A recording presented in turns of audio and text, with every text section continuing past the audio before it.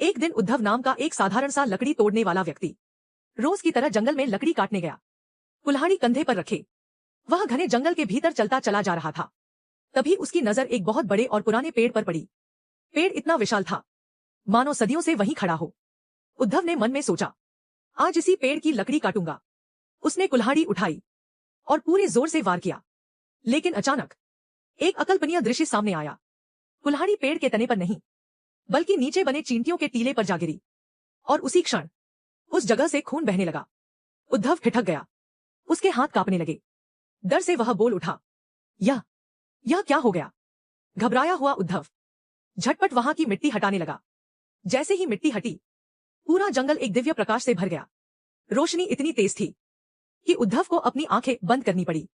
तभी एक गंभीर, शांत और करुणामय आवाज गूंजी, आंखें खोलो। उद्धव कांपती आवाज में बोला, महाराज, मैं कुछ देख नहीं पा रहा हूं। आवाज फिर आई, ठीक है, अब रोशनी कम करता हूं, अब आंखें खोलो। उद्धव ने धीरे धीरे आंखें खोली। उसके सामने एक अत्यंत तेजस्वी दिव्य पुरुष खड़े थे। उनके चेहरे पर अपार शांति थी और पूरे शरीर से दिव्यता झलक रही थी। उद्धव तुरंत भूमि पर गिर पड़ा, कांपते हुए बोला, आप कौन हैं, महाराज?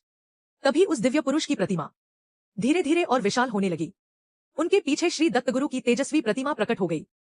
सारा आकाश प्रकाश से भर गया और वह दिव्य स्वर गूंजा, मैं कौन? मैं ही था दत्तगुरु, मैं ही था श्रीपाद श्रीवल्लभ, मैं ही था नृसिंह सरस्वती और मैं ही हूं स्वामी समर्थ। यह सुनते ही उद्धव रो पड़ा, हाथ जोड़कर बोला, महाराज, मेरी गलती से आपको घाव लगा, मुझे क्षमा कर दीजिए। स्वामी समर्थ करुणा से मुस्कुराए और बोले, घाव देने वाला भी मैं, घाव खाने वाला भी मैं, और घाव भी मैं ही हूं।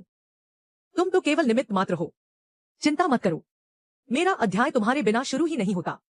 स्वामी समर्थ ने उद्धव के सिर पर हाथ रखा और कहा, भीऊ नको मी तुझ्या पाठीशी आहे।